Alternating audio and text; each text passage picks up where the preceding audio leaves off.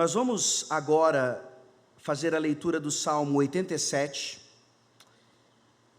Eu vou, na verdade, fazer a exposição do Salmo, não será exatamente uma palestra, e sim mais um formato de sermão. E, finalmente, nós chegamos, então, nesse último momento da conferência em si, amanhã cada um já vai estar na sua respectiva igreja, e nós chegamos, então, para tratar exatamente do tema da conferência, que é a igreja como a mãe dos filhos da aliança, a igreja como mãe dos crentes, a igreja como mãe dos eleitos, por que não? Salmo 87 vai nos trazer uma excelente ideia sobre esse conceito. Leiamos Salmo 87. Salmo dos filhos de Corá, cântico. Fundada por eles sobre os montes santos, o Senhor ama as portas de Sião, mais do que as habitações todas de Jacó. Gloriosas coisas se tem dito de ti, ó cidade de Deus. Dentre os que me conhecem, farei menção de Raabe e da Babilônia. Eis aí Filístia e Tiro com Etiópia, lá nasceram. E com respeito a Sião se dirá, este e aquele nasceram nela, e o próprio Altíssimo a estabelecerá. O Senhor, ao registrar os povos, dirá, este nasceu lá. Todos os cantores, saltando de júbilo, entoarão, todas as minhas fontes são em ti. Amém. Vamos orar mais uma vez? Santíssimo Deus, Senhor da igreja, nós te louvamos por esse evento, te louvamos por tudo que temos aprendido até aqui, e te rogamos que o Senhor nos ajude a praticar cada uma dessas questões, continuar praticando da melhor maneira possível aquilo que já fazemos, e nos arrependermos, ó Deus, daquilo que não estamos fazendo, ouvindo a Tua palavra, confiando no poder do Teu Santo Espírito, e fazendo aquilo que o Senhor determina para a Tua igreja, e não aquilo que nós pensamos ser o melhor. Tende misericórdia de mim nessa noite, ao fechar agora essa conferência, tratando desse tema tão maravilhoso e bendito, o fato de a igreja ser verdadeiramente a mãe dos santos. Ajuda-me, ó Deus, a extrair essa lição preciosa desse salmo sagrado. Obrigado porque nós temos cantado aqui a preciosidade da Tua palavra. Ajuda-nos a fazer isso também no dia do Senhor, nas nossas igrejas, que os nossos lábios e os nossos corações estejam repletos e cheios da Tua palavra. É em nome de Jesus que nós oramos. Amém. Ser mãe é padecer no paraíso. Você que é mamãe aqui nessa noite, é assim que você se sente? Você seria capaz de fazer qualquer coisa pelo seu filho ou pela sua filha, e mesmo assim saber que aquilo é um prazer? Sem dúvida alguma, nós experimentamos isso com as nossas mães de diversas formas. Mas, na verdade, nessa noite, ao entendermos que a igreja é a mãe dos filhos de Deus, nós não nos colocamos no lugar da mãe em si, mas nós nos colocamos no lugar de filhos propriamente. Todas as mães aqui presentes, elas são filhas. E aí eu pergunto, como vai a sua mãe? Ela ainda é viva? Ela já faleceu? Como a minha, ela mora longe de você e a saudade é grande. Quando você se encontra, a única coisa que você quer é ficar ali no seu colo, recebendo aquele cafuné. Como vai a sua mãe? Ela está num asilo? Ela mora com você? Ou você segue bem aquele preceito de não morar tão perto para que ela possa ir de chinelo e nem tão longe para que ela tenha que levar uma mala? Como é que vai o seu relacionamento com a sua mãe? Será que você sabe que um dia talvez você precise trocar as fraldas dela, da mesma forma que ela trocou as suas? Nós olhamos para a situação da igreja, e nós vemos nos dias de hoje, como naqueles dias em que entendemos provavelmente o contexto em que o Salmo foi escrito. Muitas vezes nós olhamos para a igreja como a nossa mãe, e nós não temos um relacionamento adequado com ela. Nós talvez tenhamos vergonha, nós talvez gostaríamos que fosse uma outra mãe, que ela fosse mais bela ou coisas do tipo. Mas apesar de tudo isso, apesar de tantas características que muitas vezes não nos fazem ter um relacionamento adequado com a nossa mãe, eu creio que o comediante Bill Cosby, um americano, num show falando sobre a sua família, ele mostra exatamente qual é o nosso relacionamento com a nossa mãe, independentemente das circunstâncias. Ele teve 4 filhas e 1 filho, e vocês podem imaginar então ele como pai, o quanto ele se dedicou à vida daquele filho. Ele o ensinou a jogar futebol americano desde pequenininho. Ele ensinava aquele menino a ser um menino forte, a ser um menino agressivo, a ser um menino corajoso. E finalmente então seu filho cresce, vai para a universidade e começa a jogar futebol americano lá, ganhando a sua bolsa de estudos. E aí num belo dia o seu pai está lá no estádio, o menino faz um touchdown, e o pai todo orgulhoso está dizendo para os que estão ao seu lado: esse é o meu filho, eu fui seu primeiro treinador, eu que o trouxe até aqui. E aí de repente o seu filho está lá dando uma entrevista, ele aparece no telão e ele diz: oi mãe. E aquele pai entende que por mais que nós tenhamos dificuldades em relação a tantas coisas com a nossa mãe, esse é o nosso sentimento ainda, do quanto nós dependemos dela, do quanto nós somos devedores a ela. E obviamente essas analogias aqui, essas ilustrações todas não servem para nos demonstrar que a mãe é mais importante que o pai. Ora, se assim fosse, então, nós estamos dizendo que a igreja é mais importante que Deus, e nós vamos ver que o Salmo nos mostra exatamente o contrário. É alegado a Agostinho ou Cipriano, um dos pais da igreja, que disseram o seguinte: aquele que se recusa a ter a igreja como sua mãe, não pode ter a Deus como pai.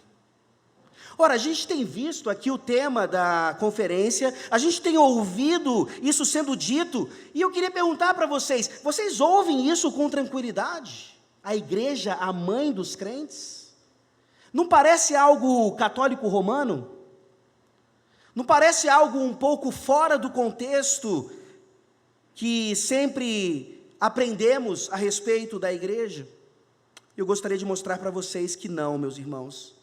Apesar do catolicismo romano fazer mal essa associação da igreja como mãe, a própria palavra de Deus é quem nos traz essa linguagem. Abra, por favor, a sua Bíblia em Gálatas capítulo 4. Não é romanismo, é teologia paulina. Gálatas 4, versículo 26. A teologia bíblica de Paulo é fantástica quando ele diz assim: mas a Jerusalém lá de cima é livre, a qual é nossa mãe. Nós veremos então agora no Salmo 87, como essa ideia já estava aqui. Se você olha lá para Gálatas, Paulo está citando Isaías. Ele está aplicando a ideia da maternidade da igreja ao povo da nova aliança, baseado no que já acontecia lá na antiga aliança. E é exatamente isso que nós faremos nessa noite no Salmo 87, quando o Espírito Santo nos ensina, claramente a partir desse Salmo, que a igreja, por meio do Filho, é a mãe de todos os eleitos. A mãe, por meio do Filho, e somente por meio dele, é a mãe de todos os eleitos. Nós veremos nos versículos 1 a 3, em primeiro lugar, a beleza da mãe. Perceba aqui a linguagem do salmista, falando exatamente sobre essa beleza, essa exuberância, aquilo que nós vemos em nossas mães, porque o amor é cego muitas vezes. Em segundo lugar, nós veremos a fertilidade da mãe, versículos 4 a 6. Nós percebemos aqui não apenas uma mãe belíssima, mas uma mãe que gera,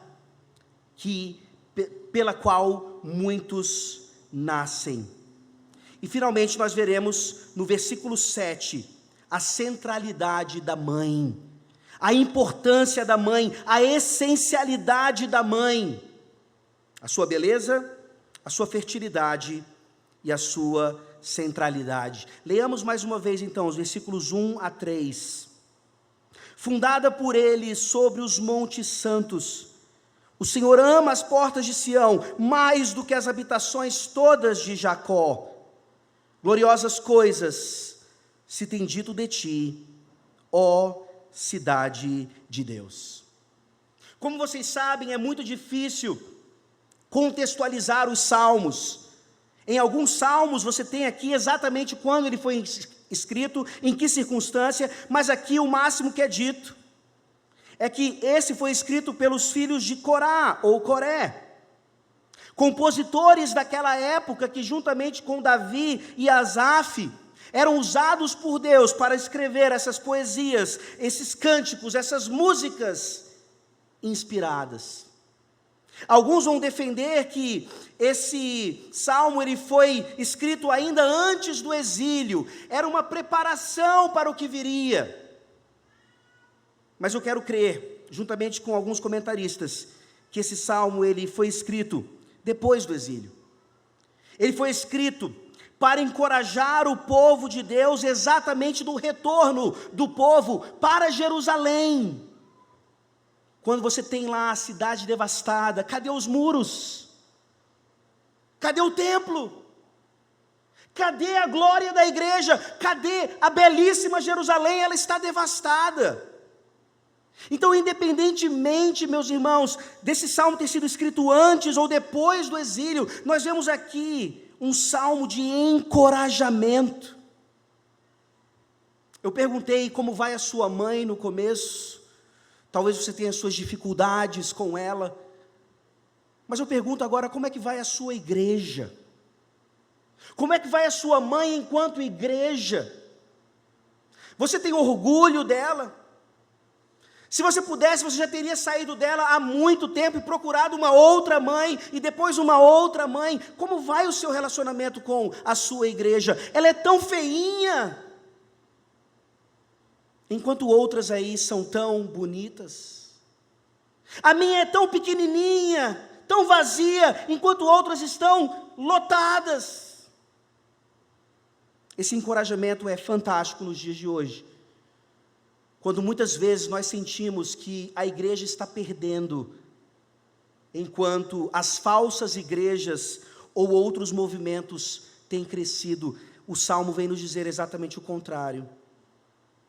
E ele começa nos mostrando a beleza da nossa mãe, independentemente das circunstâncias. A beleza da nossa mãe, apesar de uma aparente feiura, de uma aparente derrota.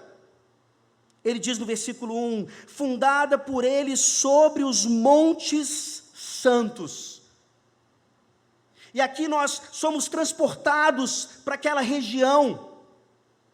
Imediatamente nós nos lembramos aqui de várias questões. Nós iríamos cantar aqui o Salmo 125, que diz: os que confiam no Senhor são como os montes de Sião, que não se abalam, mas permanecem para sempre. Jerusalém é protegida por esses montes. Aqueles que estão em Jerusalém são protegidos pelo Senhor. Mas a ideia aqui não é só de proteção, a ideia é de estratégia, de planejamento.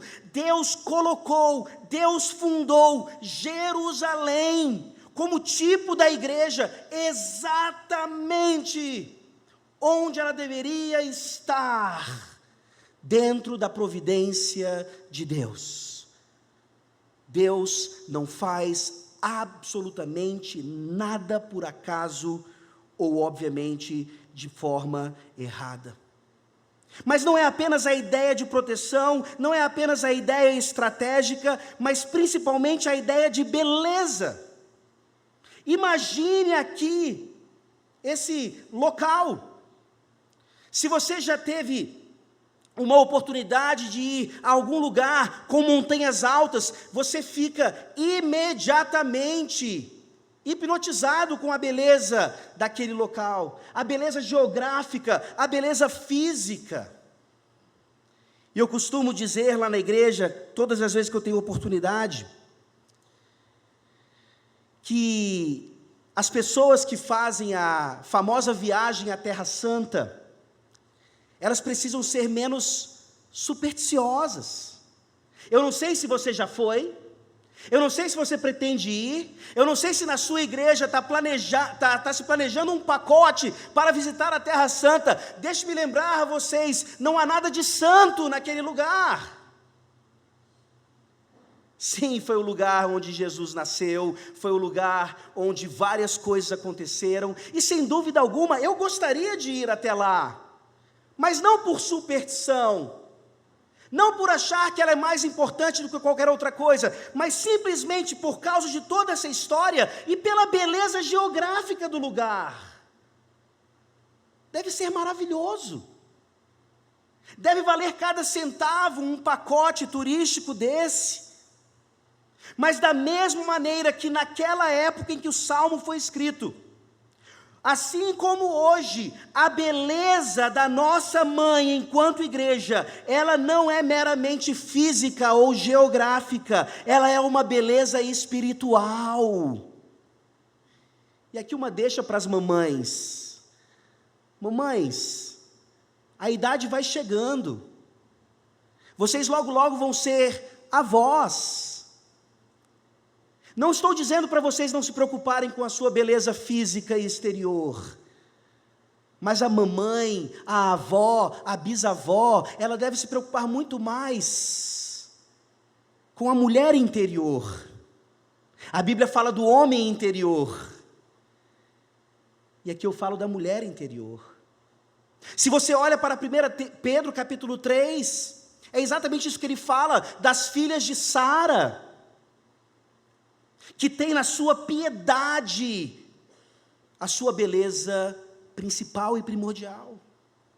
É exatamente essa ideia aqui. Jerusalém, a nossa mãe, não é bela porque ela está num lugar fantasticamente criado por Deus, mas porque ela expressa perfeitamente o versículo 2.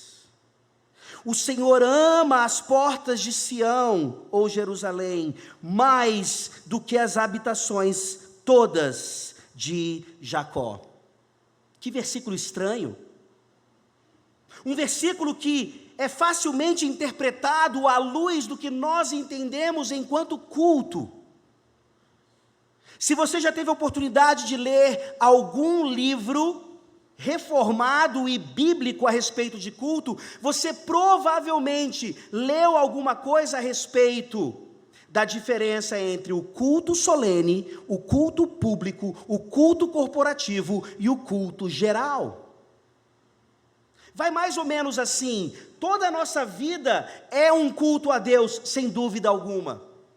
Esse é o nosso culto geral, de segunda a sábado. Durante todos os dias da semana, nós estamos prestando culto a Deus, fazendo os nossos afazeres, dirigindo, dançando, bebendo ou comendo. Mas sem dúvida alguma, quando nós olhamos para a Escritura Sagrada, e para toda a herança reformada que nós temos relacionadas a esse tema, nós vemos que apesar de tanta adoração nos 6 dias da semana, quando no dia do Senhor a igreja se reúne para glorificá-lo por meio do culto solene. Nós temos exatamente essa diferenciação aqui. O Senhor ama as portas de Sião mais do que as habitações todas de Jacó. Deus ama muito mais o que vai acontecer amanhã, no seu santo dia, manhã e noite, assim deveria ser, do que essa conferência na qual nós estamos sendo tão abençoados. Aí você deve imaginar assim, mas pastor, então quer dizer que tudo que nós fizemos desde sexta-feira até hoje não serve para nada? Não, o texto não está dizendo isso, muito menos eu. É glorioso, é muito valioso. Adoramos ao Senhor aqui, mas certamente, na sua igreja, se você é convencido biblicamente do princípio regulador do culto, você sabe que muitas coisas que foram feitas aqui não devem ser feitas lá. Ou seja, se isso aqui é valioso e não depreciamos em nada, quando comparado ao que é chamado aqui de as portas de Sião, e como Deus ama mais isso do que aquilo, então nós vemos que lá é mais valioso ainda. Como é bom o pastor ontem se preocupar em começar mais cedo ou no horário hoje, sabendo que é mais importante nós irmos para casa, dormirmos bem, para amanhã estarmos cedo cultuando a Deus na beleza da sua santidade. Aí eu lhe pergunto, qual é a principal atividade da igreja para você? Onde está a beleza da sua mãe enquanto igreja? Se você é jovem, talvez o que você mais gosta de fazer na igreja, aquilo que você mais ama, é a atividade com os jovens. Talvez se você é mulher, é a atividade com as mulheres, e assim vai. Se nós fôssemos responder à pergunta, nós sabemos que a resposta deveria ser: a coisa mais importante da igreja é o culto a Deus. Mas essa é uma resposta meramente teórica. O nosso coração, ele não vive, ele não experimenta isso. É simples. Pergunte a você mesmo se a prioridade da sua vida é o dia do Senhor. Pergunte a você mesmo se a prioridade da sua vida, desde segunda-feira até sábado, é se preparar adequadamente para amar as portas de Sião como Deus ama, mais do que as habitações todas de Jacó. Percebam a importância aqui mais uma vez. O culto doméstico, as reuniões de oração, as atividades com os jovens, as atividades com as crianças, as atividades com as senhoras, tudo maravilhoso, tudo relacionado às habitações de Jacó, mas isso em nada se compara à glória de Deus manifestando-se por meio da igreja, que é a nossa mãe, principalmente no culto solene. Vou dar um exemplo mais prático. Você por acaso já perdeu algum culto porque você estava fazendo uma atividade da igreja? Ora, isso já aconteceu várias vezes lá no Piauí. Tinha um congresso da SAF, ou um congresso disso ou daquilo, e o domingo parecia servir aquele propósito, e não o propósito das Escrituras. E aí você vai tentar ensinar a prioridade do culto solene, independentemente de qualquer outra atividade, e a resposta sempre é: mas é só um domingo, pastor. Deixa de ser radical. Como é que vocês experimentam aqui, se vocês fazem isso, o acampamento de carnaval? Quando é que ele começa? Na sexta-noite, no sábado à noite? Como é que é o dia do Senhor no carnaval, quando está tendo acampamento? É o culto solene? as portas de Sião que são exaltadas e amadas? Ou mais uma vez, é só um domingo, pastor, é só o domingo de carnaval, a gente pode abrir exceções nesse dia? Quando nós olhamos para essa relação maravilhosa da prioridade do culto solene sobre todas as outras coisas, nós percebemos que não pode haver absolutamente qualquer atividade paralela ao culto. E vocês sabiam, se você é aqui membro da Igreja Presbiteriana do Brasil, que ou a nossa Constituição ou o nosso manual litúrgico, não lembro bem agora, ensina que os diáconos devem cuidar para que absolutamente ninguém, durante o culto público, esteja fazendo outra coisa que não amando as portas de Sião, como Deus ama. E aí eu pergunto mais uma vez, como é que é a sua igreja nesse aspecto? Como é difícil como pastor, em primeiro lugar, você esperar, depois de tantas exortações e admoestações, que o povo de Deus chegue na hora, chegue cedo, para glorificar o seu Deus. Lá o nosso culto matutino começa às 9 da manhã, e o povo continua chegando 9h10, 9h15, 9h30. Os que se sentem abençoados, eles conseguem chegar pelo menos para a bênção apostólica. Sabe por quê, meus irmãos? Porque, infelizmente, no meio da comunidade cristã, nesse exemplo específico, a escola dominical é mais importante que o culto a Deus. Você pode não ter um culto matutino, mas você tem escola dominical. Tira a escola dominical para você ver se no ano que vem você não arrumou suas malas. Tenta colocar o culto matutino para você ver se o povo está preparado para preferir amar as portas de Sião do que as suas tradições de anos e anos. Se nós entendemos o que é a família da aliança, como é que eu ainda ouso dizer que agora na nova aliança, as portas de Sião são representadas no culto a Deus, mas eu levo os meus filhinhos que foram batizados, receberam o sinal da aliança, lá para um lugar paralelo, onde eles vão ter o culto infantil.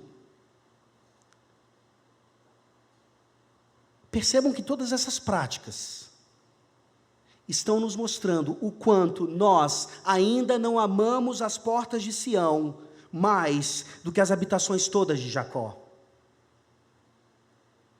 E por que eu chamo isso de beleza da nossa mãe?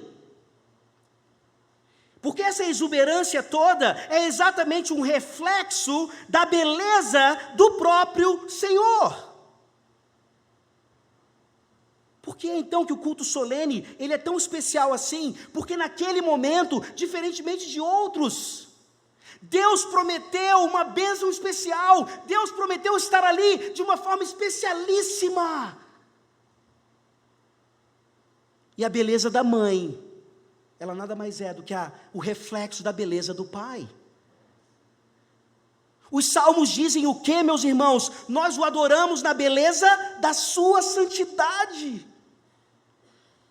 Ele é belíssimo, e onde está essa beleza mais manifestada, senão nas portas de Sião? A beleza da mãe, ela é uma beleza derivada, é uma beleza que é reflexo da beleza do Pai. Vamos lembrar do contexto.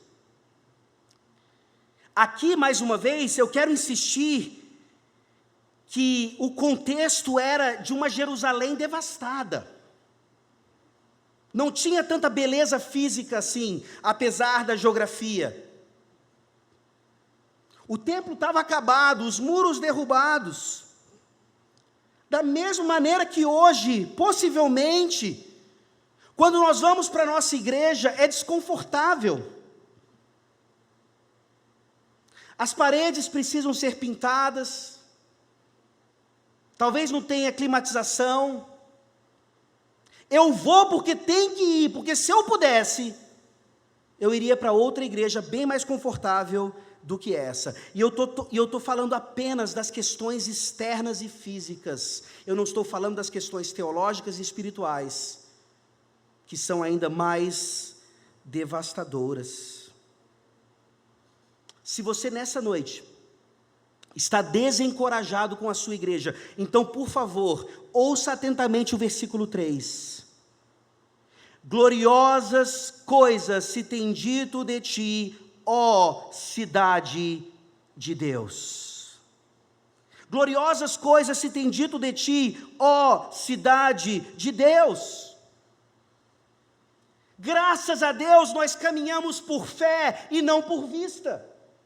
Graças a Deus nós obedecemos a palavra apesar das circunstâncias. Graças a Deus a gente vai lá para a nossa igreja pequenininha, apertada, sem ar-condicionado, precisando de pintura, temos vergonha de chamar visitantes, mas é ali que no dia do Senhor, quando a igreja está reunida, que nós amamos as portas de Sião mais do que as habitações todas de Jacó. No filme chamado A Cruzada, bem pertinho do fim, o filme vai demonstrar uma investida, uma das cruzadas, tentando tirar ou tentando resgatar Jerusalém dos árabes. E durante todo o filme, um cristão, ele acaba se tornando próximo de um árabe, de um muçulmano.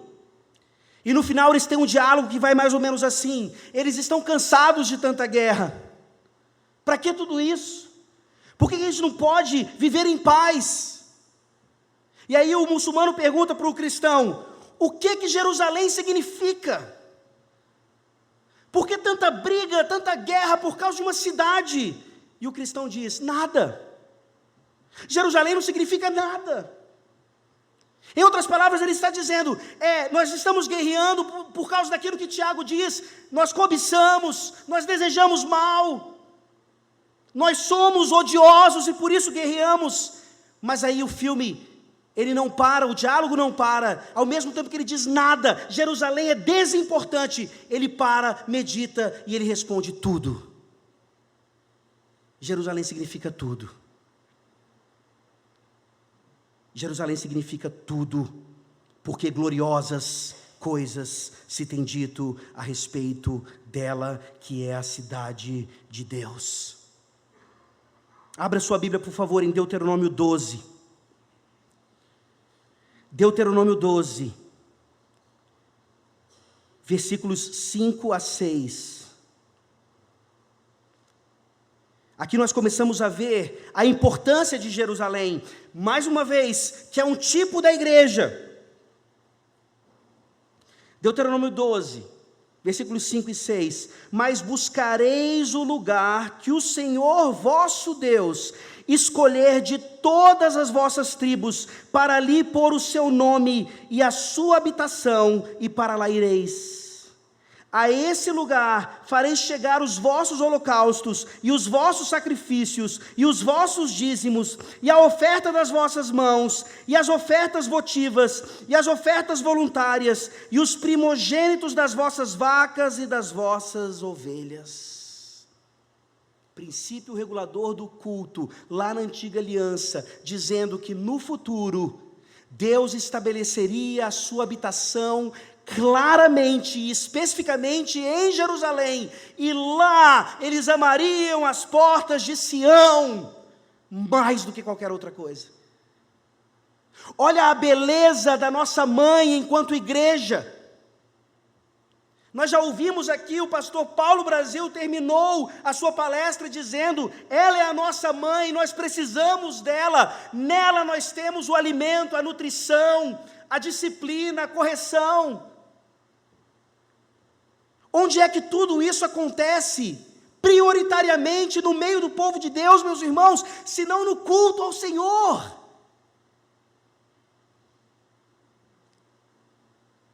Senão no culto ao Senhor. Grandiosas, gloriosas coisas se tem dito de ti. É o lugar de habitação de Yahvé. É a cidade de Davi, a cidade dos reis. É o centro do mundo. É o lugar onde o Messias foi crucificado. É por isso que você quer fazer a viagem à suposta Terra Santa? Para você ver o Gólgota, para você visitar o lugar onde a cruz do Senhor Jesus Cristo foi levantada, e como ele nos diz em João, para atrair todos a Ele. Ou você quer visitar Jericó, Cafarnaum? Gloriosas coisas têm se dito de Jerusalém, e sem dúvida alguma, a principal delas é que foi a cidade onde o Messias foi crucificado. Mas tudo isso com um propósito específico, é claro. João capítulo 4, por favor. João capítulo 4.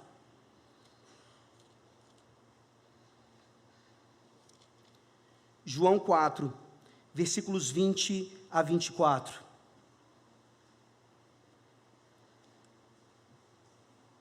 Nossos pais adoravam neste monte. Vós, entretanto, dizeis que em Jerusalém é o lugar onde se deve adorar.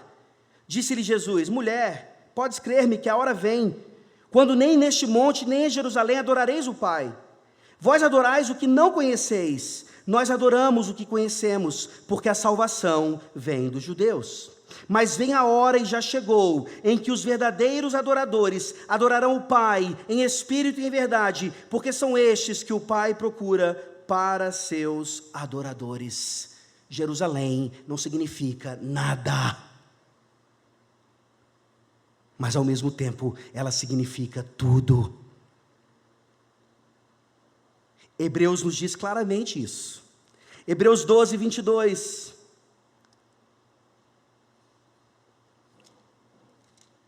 Percebam que a linguagem continua descrevendo para nós o que é amar as portas de Sião, mais do que todas as moradas de Jacó. Hebreus 12, 22. Essa é a realidade sua, meu irmão, minha irmã, membros da igreja do Senhor Jesus Cristo, agora na nova aliança. Hebreus 12, 22. Mas tendes chegado ao monte Sião, e a cidade do Deus vivo, a Jerusalém celestial, e a incontáveis hostes de anjos, e a universal assembleia. Você tem isso em mente, domingo após domingo, quando você vai lá para o seu local de culto.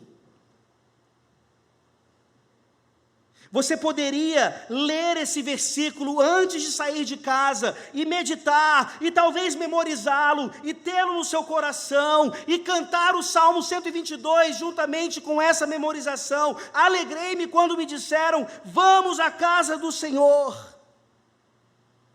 porque ali é onde eu vejo a minha mãe lindíssima, belíssima, refletindo a beleza da santidade do Pai. E hoje eu passei, junto com o pastor Brainer, por um templo dos Mormons. Se você nunca teve inveja do templo dos Mormons, me diga seu segredo, porque sempre que eu passo eu tenho. Primeiro, porque eles parecem tão organizados. Queria saber quem é o arquiteto deles. E segundo, a grama deles é sempre mais verde que a nossa. Pode faltar água em Campina Grande, mas a grama do templo dos Mormons está sempre verdinha.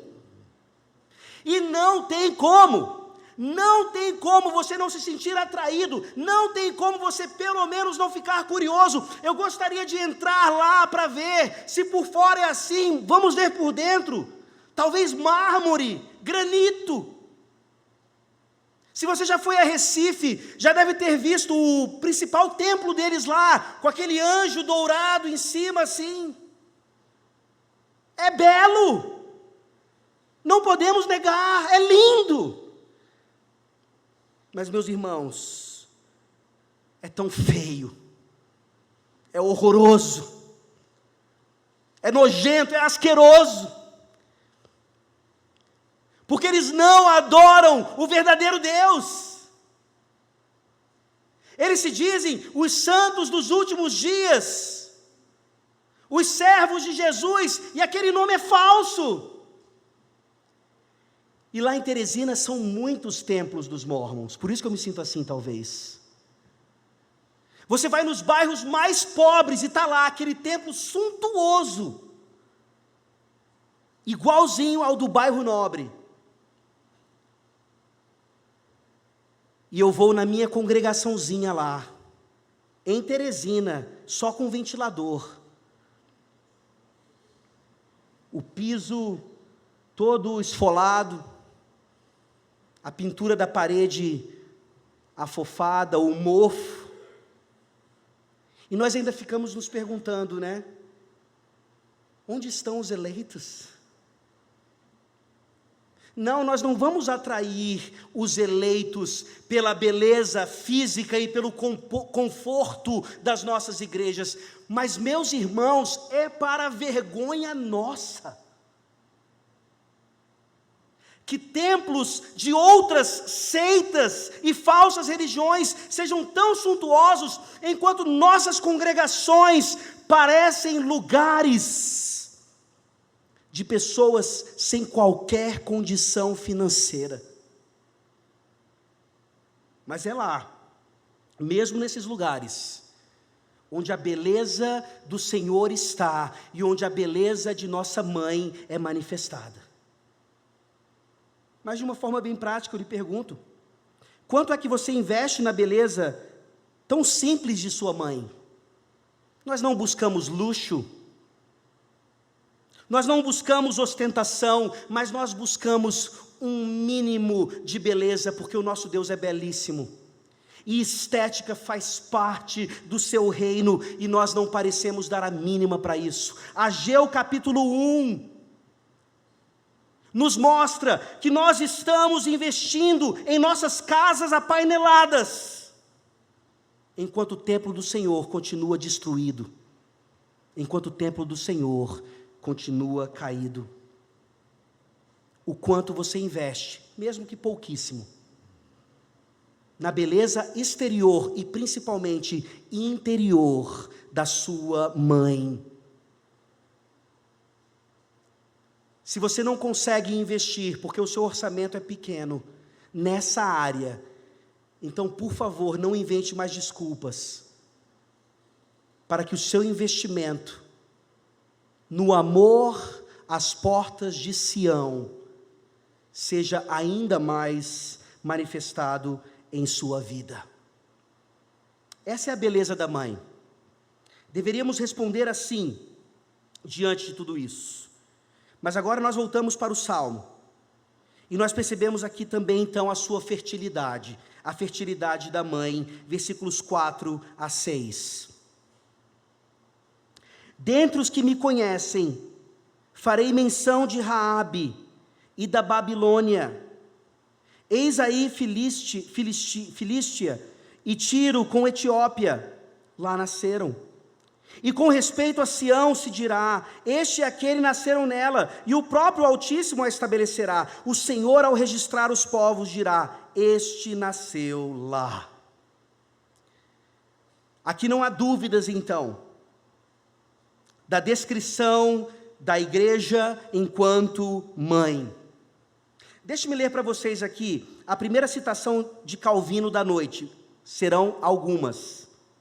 Ele diz: a igreja é a mãe de todos os crentes, porque os leva ao novo nascimento através da palavra de Deus, bem como os educa e alimenta durante toda a sua vida.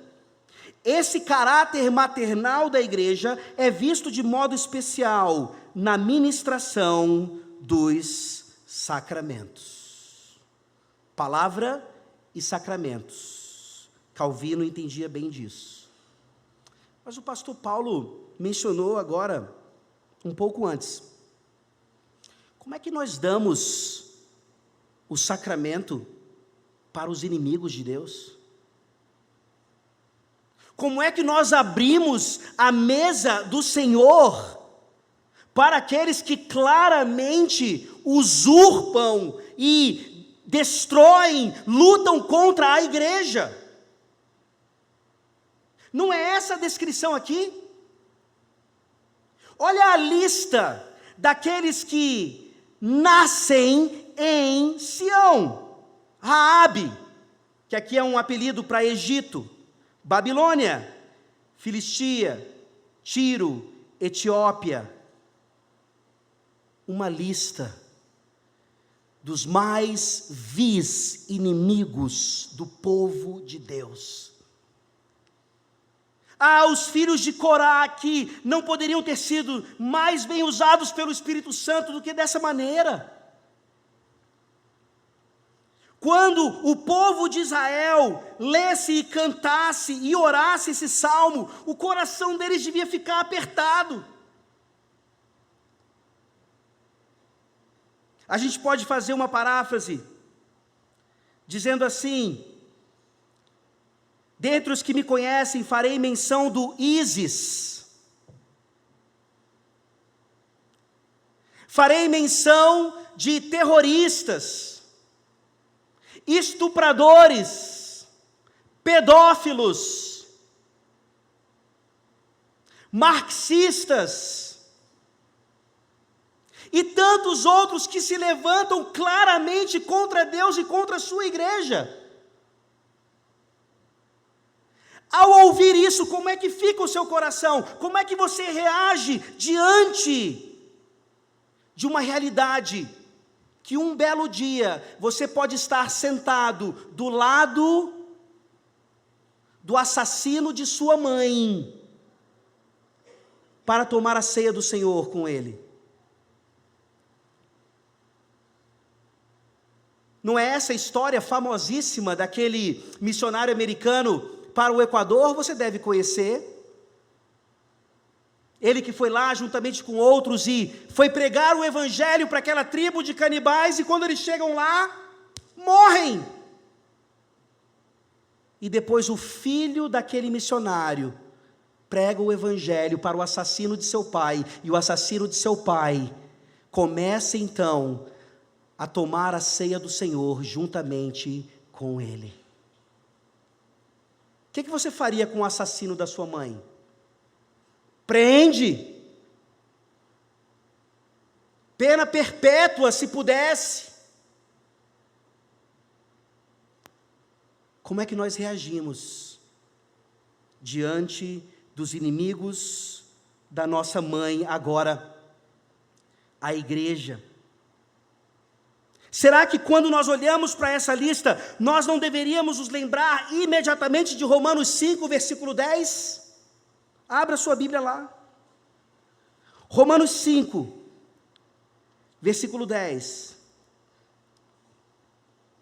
Porque se nós, quando inimigos, fomos reconciliados com Deus mediante a morte do seu Filho, muito mais, estando já reconciliados, seremos salvos pela sua vida.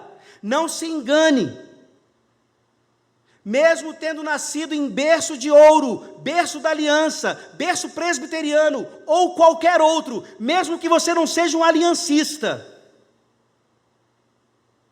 Você sabia disso? Mesmo que você não batize o seu filho na infância, porque você acha que isso não é bíblico, ele é filho da aliança, simplesmente por ter nascido de você. Conviva com isso.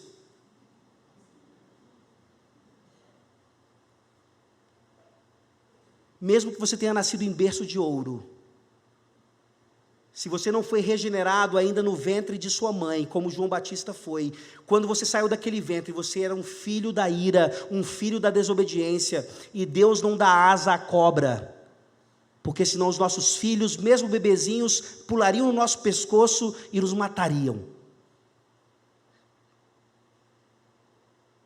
Mas é exatamente essa inimizade que é vencida pela cruz de Cristo. E que nos ensina então a lidar com os inimigos de Deus e da igreja de uma forma diferente como nós lidamos.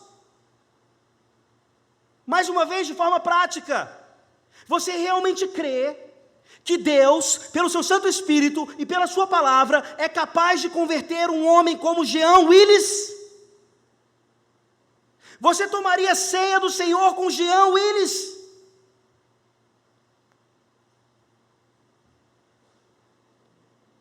A resposta dessa é fácil. É claro que eu creio, pastor. Tudo bem, então eu pergunto para você. Por que nossas igrejas, elas têm crescido, ou parecem crescer, apenas com crentes de outras igrejas? A gente recebe lá 20 pessoas, glória a Deus, aleluia. Qual foi a profissão de fé e o batismo ali? Nenhum, foi só transferência. Porque aqui tem teologia reformada, lá não tem. Aqui tem culto fiel, lá não tem. Eu não estou dizendo que isso não tenha acontecido. Que aqueles que são completamente ímpios, fora do pacto, não têm vindo. Tem, mas se você for honesto, nas nossas profissões de fé, nas nossas recepções de novos membros, parece que é só membro de uma igreja mudando para outra, de acordo com a sua conveniência. E é bem fácil responder isso. Nós não cremos tanto quanto nós deveríamos crer, porque senão a evangelização de ímpios, de pecadores desgraçados, miseráveis, seria uma prática mais comum no nosso meio. E eu falo evangelização e não entrega de folhetos. E eu falo ir a ambientes desprezíveis e sentar ali e dizer: você sabia que Jesus Cristo pode transformar a sua vida por meio do Evangelho? Qual foi a última vez que você fez isso? Presbiteriano não evangeliza, e por isso ele tem muitos filhos. Nem isso nós fazemos mais. Os presbiterianos da velha guarda tinham 10 filhos, filhos da aliança, vamos dominar o mundo. Hoje nem evangeliza e no máximo eu tenho um casalzinho. Se der eu tenho 3 filhos, que é o que cabe num sedã normal.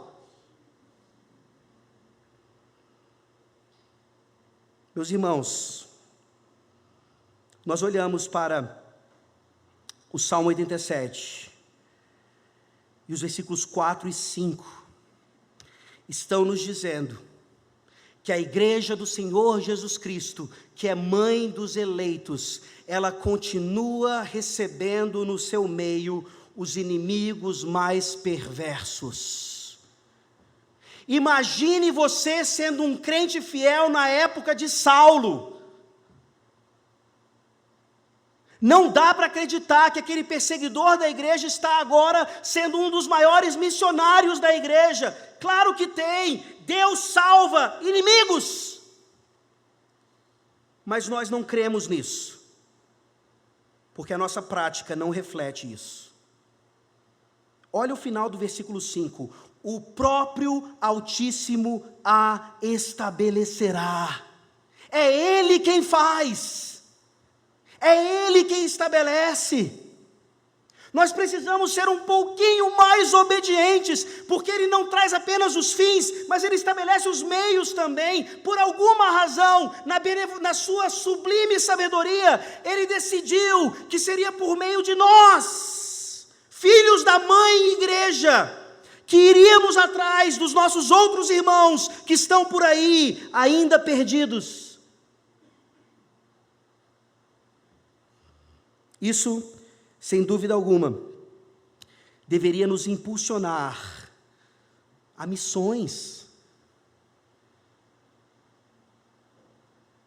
A realidade aqui é Sião cheia de gentios, Sião cheia dos cães, Sião, cheia, como o pastor Paulo lembrou para nós, daqueles que só mereciam migalhas.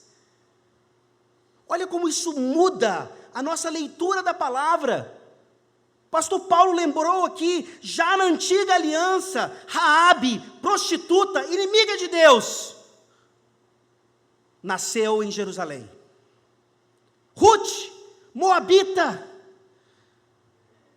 inimiga de Deus, desde aquilo que aconteceu lá em Gênesis, feita filha da igreja. E um outro nome, Urias, o Heteu. Quem foi Urias? Um dos valentes de Davi, aquele mesmo que foi morto por causa do pecado grave de Davi. Ele era Urias, o Heteu, ou o Hitita.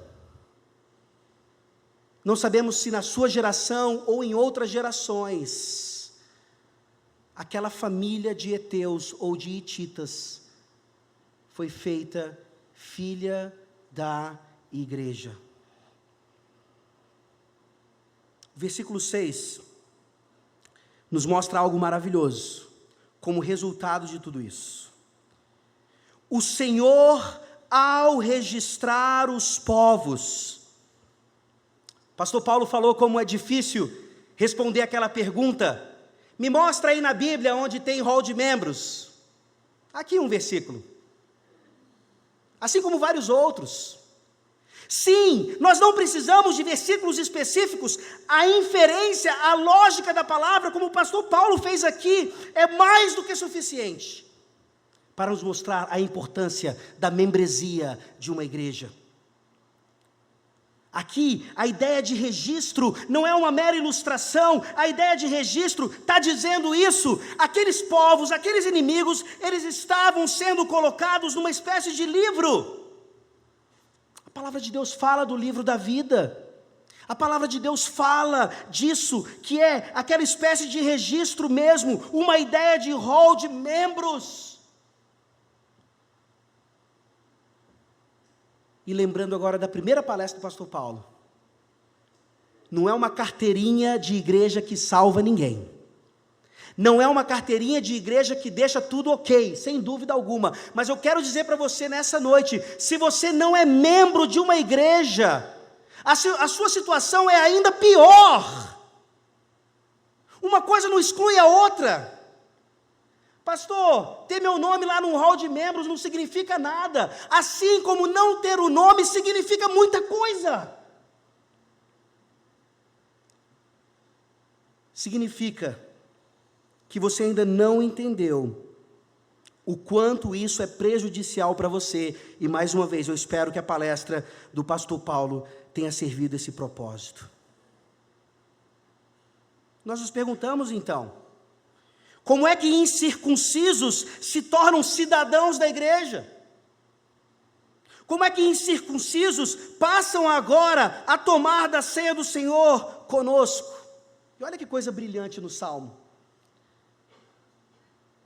Por causa daquele que nasceu lá.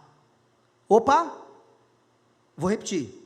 O versículo 6 diz, o Senhor ao registrar os povos dirá, este nasceu lá. Parece que a interpretação clara e direta é, este nasceu lá, aquele nasceu lá. Está falando individualmente de cada pessoa que nasceu em Jerusalém, por meio dessa realidade maravilhosa. Apesar de terem nascido em outra nação, foram introduzidos espiritualmente. Claro que há essa interpretação, mas a interpretação mais profunda, meus irmãos, é que aqui nós temos um representante. A introdução dos incircuncisos na igreja como filhos se dá por meio de um que nasceu em Jerusalém. Sim, eu estou falando de Jesus Cristo. Aí você imediatamente se lembra das suas aulas de escola dominical e diz, pastor, o senhor está enganado, ele nasceu em Belém. E aí eu gostaria de provar para vocês então esse ponto maravilhoso. Atos capítulo 13. Sem dúvida alguma ele nasceu em Belém.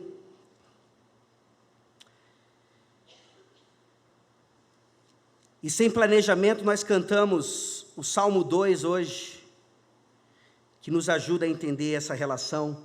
Atos 13, a partir do versículo 26. Irmãos, descendência de Abraão, e vós outros, os que temeis a Deus, a nós nos foi enviada a palavra desta salvação, pois os que habitavam em Jerusalém e as suas autoridades, não conhecendo Jesus nem os ensinos dos profetas, que se leem todos os sábados, quando o condenaram, cumpriram as profecias. E embora não achassem nenhuma causa de morte, pediram a Pilatos que ele fosse morto. Depois de cumprirem tudo o que a respeito dele estava escrito, tirando-o do madeiro, puseram-no em um túmulo. Mas Deus o ressuscitou dentre os mortos. E foi visto muitos dias pelos que com ele subiram da Galiléia para Jerusalém, os quais são agora as suas testemunhas perante o povo. Nós vos anunciamos o evangelho da promessa feita a nossos pais, como Deus a cumpriu plenamente a nós, seus filhos, ressuscitando a Jesus, como também está escrito no Salmo 2, tu és meu filho, eu hoje te gerei. Eu pergunto de novo, onde foi que Jesus nasceu? Em Belém, não é? Eu pergunto de novo, onde foi que Jesus foi gerado? Onde foi que ele nasceu mesmo para ser o primogênito dentre muitos irmãos? Na sua ressurreição em Jerusalém, gloriosas coisas têm se dito de ti, ó Sião. Ele não apenas foi crucificado em Jerusalém, mas naquela cidade, cidade dos reis, ele ressuscitou. E se você está em Cristo nessa noite, você nasceu com ele também ali. Qual é a sua primeira ressurreição, crente? Se não a sua regeneração, se não o seu novo nascimento. E todos os que têm a primeira ressurreição vão ter a segunda. Não passaremos pela morte, porque em Jerusalém Jesus nasceu, este nasceu lá, foi gerado lá, segundo o Salmo 2. E aqui eu volto a citar Calvino.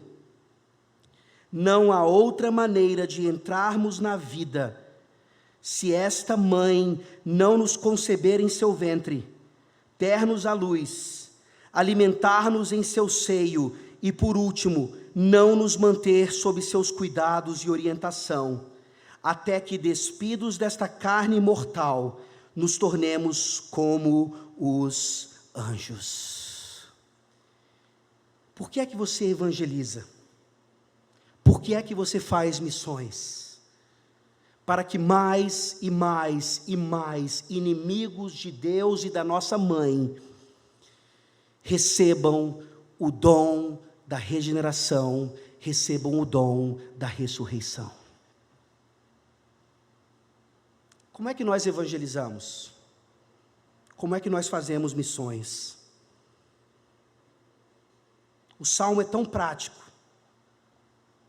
que ele está nos dizendo aqui, que de modo algum é fora da igreja, que nós fazemos evangelismo ou missões. O meu professor de missões, que passou 10 anos em Uganda, ele nos dizia isso, que ele era um dos únicos ministros da palavra que tinham sido enviados por uma igreja, por uma denominação. A maioria dos missionários lá era independente, estava lá como aventureiro. Não é à toa que ele passa 10 anos e os outros vão embora. Meus irmãos, isso é tão prático. Nós olhamos para a igreja, para como nós levamos a palavra de Deus para aqueles que ainda estão lá fora. E isso não deve ser feito por aquilo que nós chamamos de entidades para-eclesiásticas. Missões, evangelismo, não devem ser feitos pela Jocum, pela MPC. E a gente poderia passar aqui a noite declarando isso. Pastor, que absurdo, para de falar essas coisas. O senhor não sabe o quanto essas entidades já fizeram pelo Evangelho. E se já fizeram muito, meus irmãos, é para vergonha da igreja.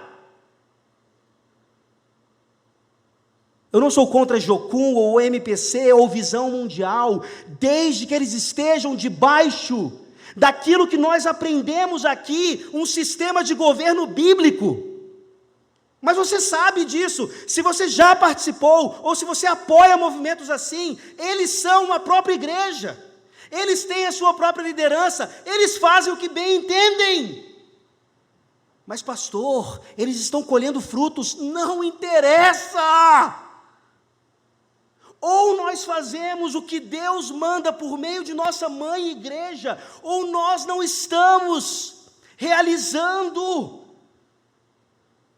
aquilo que Deus quer. Como é fácil apontar para essas entidades para-eclesiásticas, mas nós precisamos olhar para o nosso umbigo, e dentro da nossa denominação, dentro da nossa comunidade, nós temos anomalias, chamadas congregações presbiteriais. Você já ouviu falar sobre isso?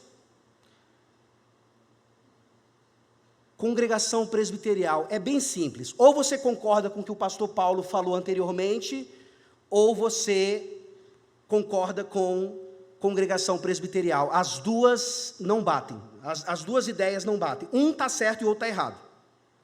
Eu vou explicar já já, vou dar outro exemplo só. Sabia que a junta de missões não deveria ser responsável pela plantação das igrejas, ou no interior, ou na cidade, onde quer que seja? Ela deveria, no máximo, ser a parceira financeira de um conselho, de uma igreja, pelo qual, biblicamente, igrejas são plantadas. É bem simples. Se você conseguiu entender a necessidade de um rol de membros, biblicamente falando, eu lhe pergunto, numa congregação presbiterial, a pessoa que é batizada, ela é membro de onde? Numa congregação plantada integralmente pela junta de missões, a pessoa que é batizada lá, ela é membro de onde? Alguém já ousou responder que ela é membro do Supremo Concílio? O pastor Josafá, alegremente, vai lá na sua igreja dar a palestra que ele deu aqui mais uma vez, ainda com maiores detalhes, para mostrar que o sistema de governo implica nisso também. Nós somos membros das igrejas locais, presbitérios, sínodos, assembleias gerais, elas são concílios superiores, onde não há membresia de absolutamente ninguém. Eu rogo a vocês, se no presbitério de vocês, se aqui na região há coisas desse tipo, é fácil. Arrependam-se, busquem um conselho, que vai então agora supervisionar aquele trabalho biblicamente, mesmo que as entradas financeiras sejam ou da junta ou de qualquer outro lugar. A igreja é a mãe, e é ela então que vai atrás dos seus filhos. Eu gostaria de terminar agora no versículo 7. Nós vimos aqui a beleza da mãe, mostrando que a igreja, por meio do filho, e apenas do filho, é a mãe de todos os eleitos. Nós vimos, acabamos de ver, a fertilidade da mãe, e agora nós terminamos vendo a centralidade da mãe, a essencialidade da mãe. Extra ecclesiam nulla salus. Se você entende latim, você sabe que essa é uma frase famosa do catolicismo romano medieval, que significa: fora da igreja não há salvação. E se você lê os nossos símbolos de fé, na Confissão de Fé, capítulo 25, há uma correção proposital dessa frase. Na seção 2 desse capítulo, nós lemos no finalzinho, fora da qual, a igreja, não há possibilidade ordinária de salvação. É bem simples a explicação. Os romanos, como sempre, estão errados, os que fizeram a confissão de fé estão certos. Deixa eu explicar. O romanismo, dentre suas várias heresias, e por isso que ele é uma falsa igreja, ele faz o quê? Ele exalta a igreja acima de Cristo. Eles nunca admitiriam isso, mas na prática, foi o que sempre aconteceu e continua acontecendo hoje. O que vocês sentiram quando vocês viram um Papa argentino, celebrando a Reforma Protestante? Ora, é no mínimo para você dizer, seja consistente, meu filho. Para de querer enganar as pessoas. Porque se você é ecumênico com a Reforma Protestante, você vai ser ecumênico com o islamismo, vai ser ecumênico com os mormons e tantas outras coisas. Seja consistente, Papa Francisco. O romanismo, sem dúvida alguma, ele exalta a igreja acima de Cristo. Como é que você é salvo no romanismo? Pelo sacramento. Como é que você é salvo no romanismo? Fazendo parte da igreja. Por isso, fora da igreja não há salvação. Logo, dentro da igreja, há salvação plena nos sacramentos. A centralidade da mãe, ela jamais deveria ser vista dessa forma. Mas eu pergunto aos irmãos aqui nessa noite, nós não fazemos a mesma coisa ou algo parecido que o romanismo faz com as nossas denominações? Nós não colocamos as nossas denominações ou as suas tradições acima de Cristo? Quantas vezes você já ouviu alguma coisa relacionada à sua tradição, à sua denominação, vendo que aquilo não é bíblico, mas você ainda pratica, você ainda continua? Isso é colocar a sua tradição acima de Cristo e da palavra. Talvez não seja tão grave quanto o romanismo, mas é grave. E nós precisamos nos arrepender. E nós precisamos viver apenas de acordo com aquilo que a palavra de Deus nos ensina a respeito do que é de fato a nossa mãe e como nós experimentamos todas essas realidades.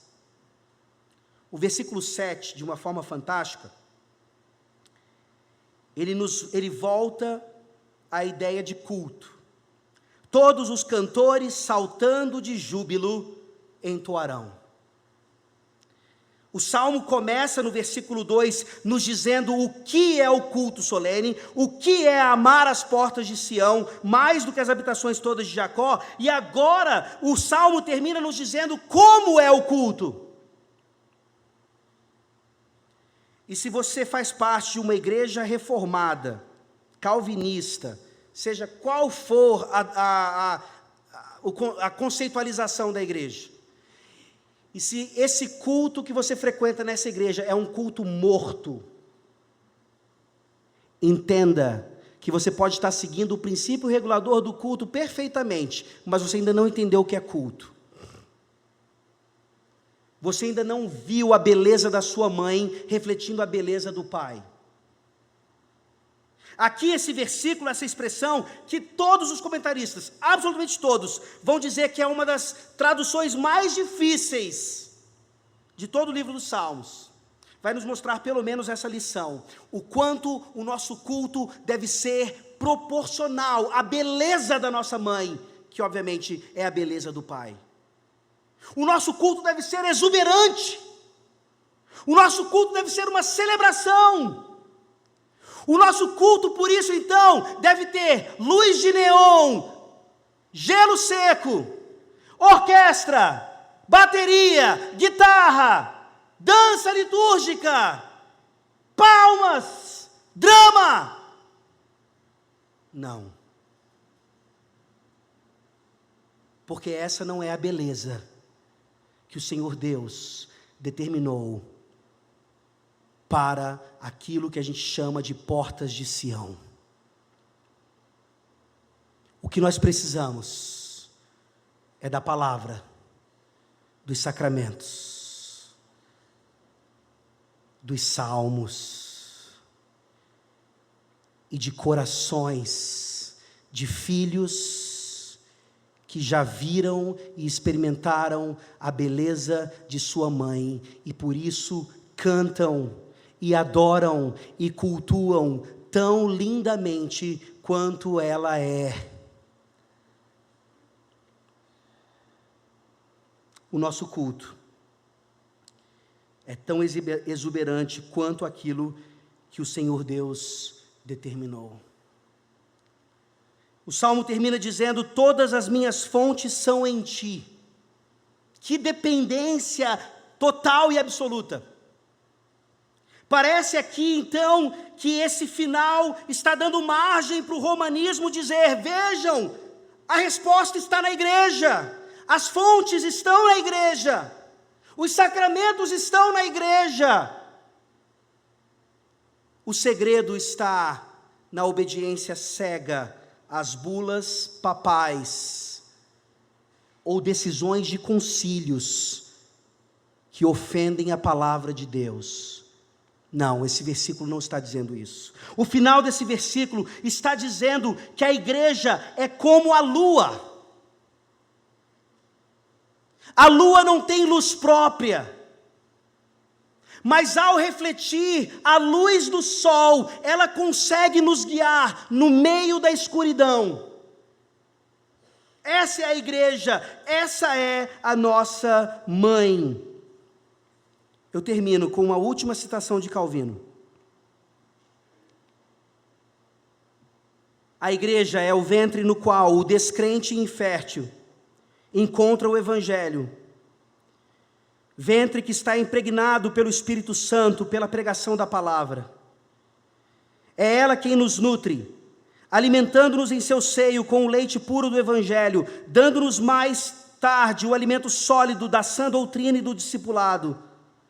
Ela nos guia com sua longa sabedoria, ensinada a ela pelo Espírito Santo da palavra de Deus, pelos longos tempos de sua história, a mesma sabedoria de Deus em Cristo, a quem ela se submete, e o seu noivo divino humano cuida dela, conduzindo-a e amando-a, ensinando-nos através de sua palavra e por meio de seu Espírito, em sua igreja.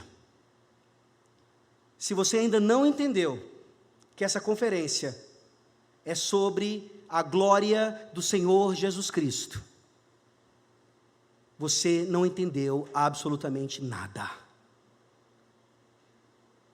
Eu termino com esse salmo, porque quando o versículo diz: todas as minhas fontes são em ti, nós temos aqui exatamente a nossa fonte, o Filho de Deus, o noivo divino humano que se encarnou para resgatar a sua igreja e deixá-la a nós como mãe, sim, para cuidar de nós enquanto nós estamos caminhando para Jerusalém celestial.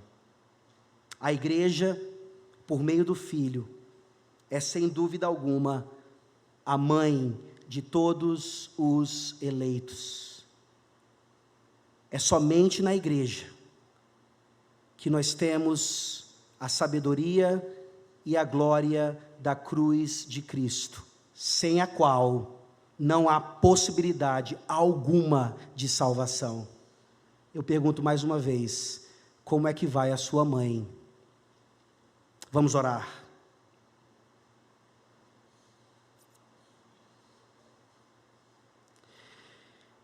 Deus glorioso, obrigado pelo poder da Tua palavra, pela clareza que o Espírito Santo nos traz de um salmo tão precioso e maravilhoso. Nos ajuda a cantá-lo, Senhor. Nos ajuda a fazer dele a nossa oração.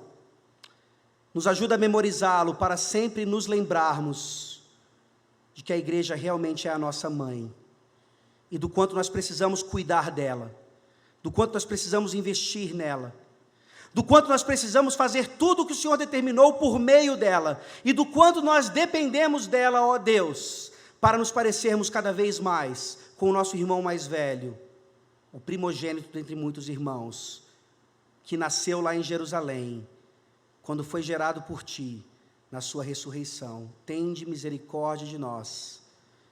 É no nome dele que nós clamamos. Amém.